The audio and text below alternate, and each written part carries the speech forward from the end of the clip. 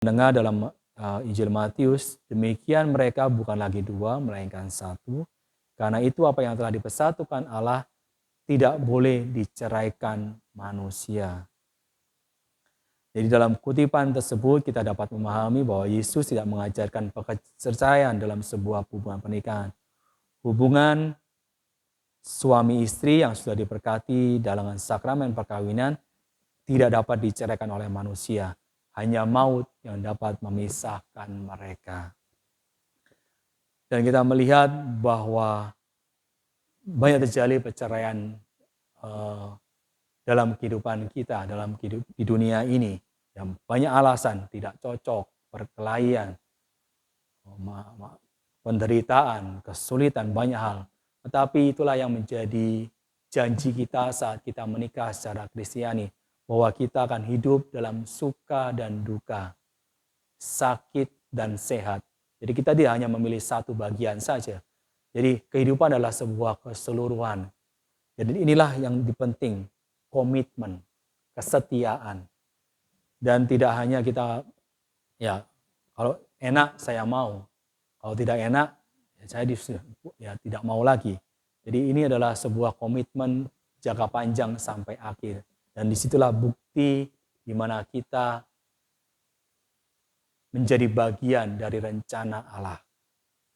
Dengan kesabaran dalam setiap permasalahan kita, kehidupan berkeluarga kita, itu adalah menjadi tanda bahwa kita bekerja sama dengan Tuhan dan di jalan yang benar. Selain perceraian, kita juga mempunyai masalah tentang seksual di luar nikah atau hidup bersama tetapi tanpa menikah, tanpa pernikahan. Mungkin sering didengar istilah kumpul kebo. Jadi apakah, ya mungkin ilustrasi yang bisa kita lihat, apakah saat kita membeli pakaian, tentunya kita harus mencobanya terlebih dahulu. Kemungkinan besar itu yang akan kita lakukan. Soalnya ya karena bila pakaian itu ternyata tidak pas, maka kita akan membuang waktu dan uang. Dan apakah logika ini bisa dipakai dalam pernikahan? Tentunya tidak. Pernikahan berbeda dengan pakaian atau hal-hal lain yang bersifat duniawi. Misalkan handphone, ataupun mobil, ataupun rumah, sangat berbeda. Seorang pria dan wanita mungkin merasa bahwa hidup bersama sebelum menikah secara resmi adalah untuk melihat supaya kita cocok atau tidak. Tetapi itu bukan hal yang dianjurkan oleh gereja. Kembali, prinsip komitmen, prinsip kesetiaan. Jadi bukan prinsip coba-coba, tidak ada di situ. Jadi maka kalau kita melihat adalah sistem, ada proses perkenalan, ya meskipun dalam proses perkenalan itu kalau kita bisanya bilangnya pacaran, tidak semua aspek-aspek kehidupan dari pasangan kita terlihat. Bahkan saat pernikahan itulah seluruh aspek pernikahan kita, pasangan kita akan terlihat, akan keluar semuanya. Tapi itulah bahwa kita menerimanya sebagai bagian dari Tuhan. Dan orang yang mungkin memilih untuk coba-coba, yang mengatakan bahwa kalau tidak cocok, seorang pria dan wanita bisa berpisah tanpa harus menjalani proses perceraian yang rumit dan mungkin mahal. Dan mereka mungkin memandang hidup bersama tanpa pernikahan sebagai langkah pencegahan yang bijaksana. Dan bahkan istilah pencabulan memaksudkan semua hubungan seksual di luar perkawinan. Ini mencakup hubungan seks antara pasangan hidup bersama, sekalipun mereka berniat untuk menikah. Jadi mereka yang belum menikah berbuat cabul, berbuat zina. Ini ya percabulan, fornication bilangnya. Karena berzina adalah untuk mereka yang sudah beristri tak melakukan hubungan seks dengan orang lain, hubungan suami istri yang orang lain. Jadi percabulan. Dan meskipun mereka akan menjadi penikah, tapi mereka sudah melakukan hubungan seks, mereka tetap melakukan dosa pencabulan. Jadi penting untuk melihat bahwa pernikahan bukan sesuatu hal yang coba-coba. Pernikahan adalah sebuah komitmen, pernikahan adalah janji setia seumur hidup dalam suka dan duka, sehat dan sakit. Jadi ini yang perlu diingat. Jadi untuk mereka yang belum siap untuk menikah, ya mereka harus memikirkannya masa-masa, mereka harus mempunyai waktu yang cukup dalam masa pengenalan untuk mengenal pasangannya masing-masing dan memohon rahmat Tuhan supaya mereka dapat menjalani kehidupan keluarga mereka sampai akhir, sampai selesai. Jadi bukan hanya untuk kepentingan diri kita sendiri, untuk kesenangan diri kita sendiri, tapi ada rencana yang lebih besar. Kemudian kita melihat juga yang berkembang pada zaman ini adalah relasi sesama jenis, LGBT. Dalam kitab suci sangat jelas bahwa Allah menciptakan pria dan wanita seturut citranya. Atau pria dan wanita merupakan gambaran Allah sendiri. Jadi Allah menciptakan pria dan wanita, rekan kerja sederajat. Kenyataan bahwa kaum LGBT melawan kodrat dari aspek orientasi seksual memang harus diterima. Penyimpangan orientasi seksual. Gereja tetap mempertahankan paham hukum kodrat bahwa orientasi seksual seseorang laki-laki yang normal mesti tertarik pada perempuan, pada pasangan yang berbeda jenis, wanita. Demikian pun sebaliknya, wanita yang normal orientasi seksualnya adalah kepada pria. Hal ini sangat berkaitan dengan pesan kitab suci di mana kita diberi mandat untuk beranak cucu dan berkuasa atas alam ini. Sangat jelas hubungan seksual sesama jenis tidak akan mungkin terjadi proses kelahiran. Tindakan ini dinyatakan sebagai kehilangan tujuan yang hakiki dan harus ada dalam setiap hubungan, terutama pernikahan. Dan sebagai tindakan yang intrinsik buruk dan sama sekali tidak dapat disetujui. Dalam arti ini kecenderungan khusus orang yang homoseksual bukan dosa, namun tidak berarti kecenderungan itu sebagai sesuatu yang netral bahkan baik. Jadi kembali gereja melihat bahwa bukan dosa, tetapi kecenderungan itu juga bukan sesuatu yang baik, sesuatu yang benar, sesuatu yang netral. Maka dari itu, keprihatinan khusus dan perhatian pelayanan hendaknya ditujukan kepada mereka yang memiliki kondisi ini. Dan agar mereka jangan sampai mengira bahwa memenuhi kecenderungan homoseksual merupakan pilihan yang dapat diterima. Gereja secara tegas menilai bahwa pilihan ini tidak dapat dibenarkan. Sikap gereja yang menerima dan mencintai mereka tidak berarti menyetujui setiap tindakan mereka. Misalkan yang sedang umum terjadi perkawinan sesama jenis. Seperti telah diuraikan di atas mengenai beberapa alasan untuk menolak tindakan seksual kaum gay atau lesbian. Pernikahan, perkawinan harus dilakukan antara seorang laki-laki normal dan seorang perempuan normal. Penekanan normal di sini lebih pada orientasi seksual kita. Jadi kembali bahwa kecenderungan ini adalah sebuah penyimpangan, tetapi kita tidak mengasingkan, mengucilkan mereka, tapi kita mengajak mereka, membawa mereka kepada kesadaran yang utuh, yang benar bahwa bagaimana ketertarikan kita adalah kepada pasangan yang berbeda dengan kita. Dan ini yang membuat kita unik, yang membuat kita dapat memberikan diri, sehingga kita dapat membangun sebuah keluarga yang utuh bersama anak-anak dari darah daging kita sendiri. Kemudian kita juga membahas mengenai penyimpangan yang terjadi dalam kehidupan kita untuk kepuasan diri kita sendiri, untuk cinta diri kita sendiri. Masturbasi. Dalam dalam Kamus Besar Bahasa Indonesia, masturbasi diartikan proses memperoleh kepuasan seks tanpa berhubungan kelamin. Masturbasi berarti mencari kesenangan seksual bagi diri sendiri dengan seorang diri lewat pengaktifan alat kelaminnya. Jadi pada intinya masturbasi bertentangan dengan pandangan Kristiani mengenai seksualitas. Karena sembari seksualitas ini adalah sesuatu yang menyeluruh dalam kehidupan kita. Jadi bukan hanya soal organ saja. Yang dihayati sebagai perjanjian cinta dan ungkapan cinta, ungkapan pemberian diri. Kembali, jadi seksualitas adalah ungkapan cinta. Yang di dalamnya tidak terdapat, kalau kita mau melihat masturbasi, tidak terdapat apapun tentang saling memberi kasih dan kehidupan dari Kristus dan gereja. Semuanya mengarah pada diri sendiri, cinta diri, kepuasan diri, kesenangan diri sendiri. Dorongan kesanggupan seksual dilaksanakan tidak tertuju ke salah satu pasangan. Sehingga dalam hal ini masturbasi, seseorang dalam kenikmatan diri sendiri hanya tertuju pada diri sendiri. Masturbasi merupakan penyimpangan serius yang sungguh-sungguh bertentangan dengan pandangan manusiawi dan Kristiani tentang seksualitas dan cinta, karena pertama-tama melanggar dosa pencabulan, dan ini adalah dosa berat.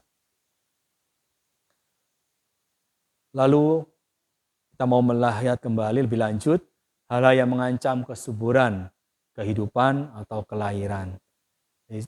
Di atas kita sudah mendengarkan dari dokumen gereja bahwa kontrasepsi adalah melanggar hukum ilahi karena membatasi, mengancam kesuburan atau kelahiran.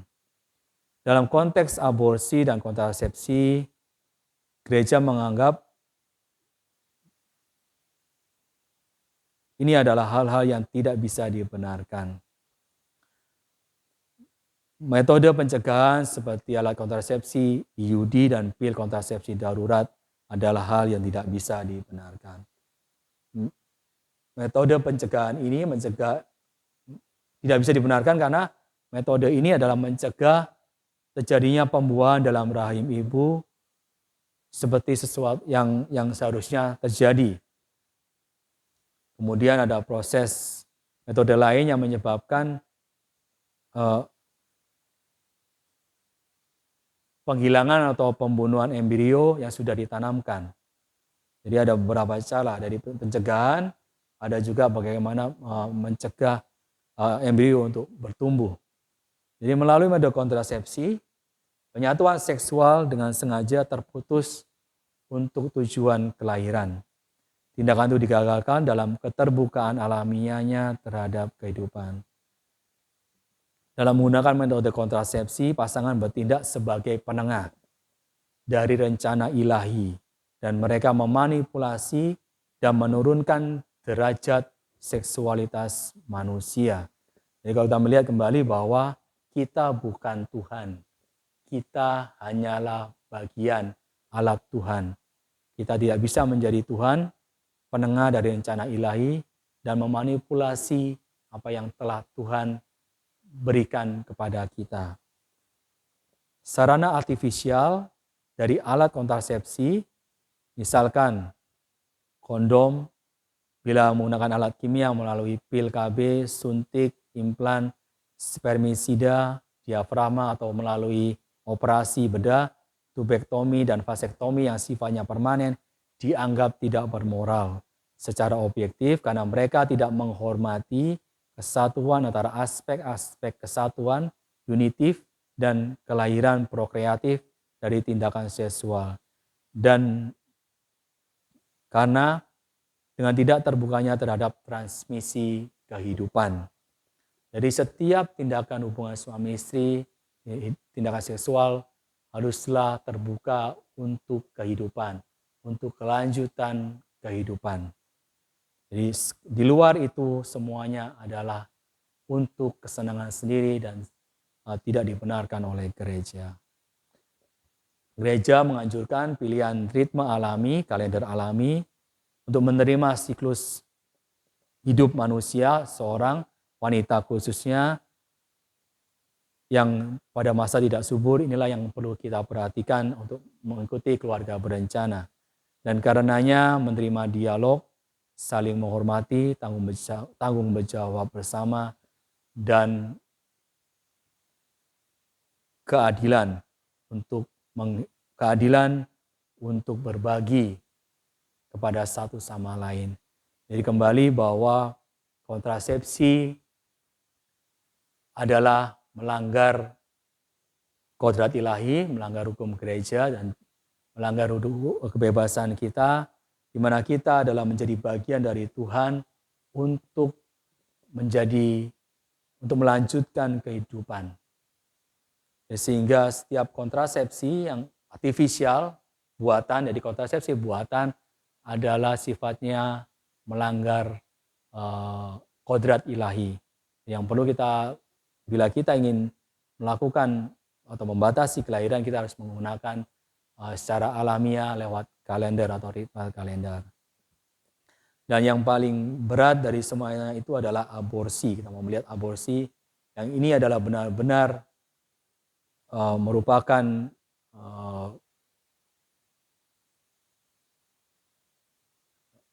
halangan atau merupakan sebuah dosa berat menurut gereja, karena hal ini adalah merupakan sebuah pembunuhan.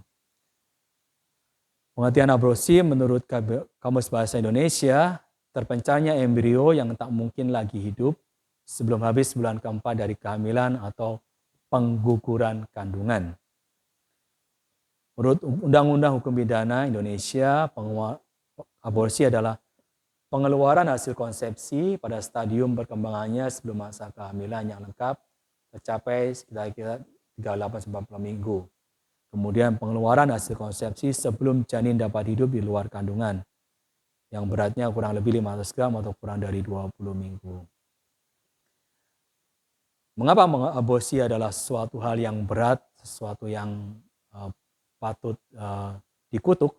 Karena yang pertama adalah Tuhan yang telah menciptakan manusia sejak dari dalam kandungan ibu, sejak saat pembuahan. Dengan kata lain, kehidupan manusia sudah dimulai sejak dalam kandungan dan telah dirancangkan oleh Tuhan, dirancang oleh Tuhan sendiri. Anak manusia telah menunjukkan adanya suatu kehidupan dalam kandungan, maka manusia wajib menjaga dan memeliharanya, bukan meniadakannya atau melakukan aborsi. Sebab aborsi, dilihat dari cara tindakannya, merupakan suatu tindakan aktivitas pembunuhan. Menolak aborsi entah sebagai sarana maupun sebagai tujuan. Oleh gereja, aborsi merupakan suatu kejahatan moral, melukai kodrat ciptaan dan kodrat Sang Pencipta. Karena itu sampai sekarang ajaran ini belum berubah dan tidak akan berubah sesuai dengan katekismus Gereja Katolik. Aborsi bertentangan dengan rahmat kehidupan yang telah dikaruniakan Allah kepada manusia. Barang siapa melakukan pengguguran kandungan dan berhasil, terkena hukuman ekskomunikasi yang bersifat otomatis. Jadi kita melihat bagaimana beratnya tanggungan orang yang melakukan aborsi. Gereja menjauhkan mereka dari seluruh sarana keagamaan, rahmat, dan kalau kita mau melihat, hanya uskup yang bisa memberikan solusi, memberikan pembebasan dari dosa aborsi ini karena beratnya tanggung jawab yang diterima oleh orang yang melakukan aborsi.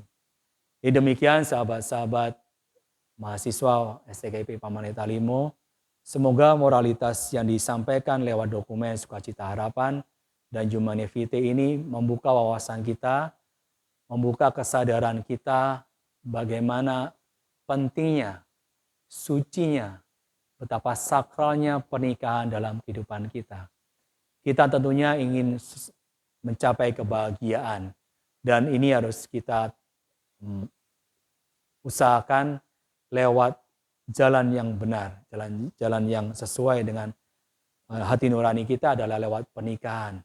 Karena kita ingin dicintai, karena kita juga ingin mencintai, dan kita ingin hidup dalam komitmen, kita hidup dalam kesetiaan, saling memberikan diri, dan itu kita bisa capai dalam pernikahan.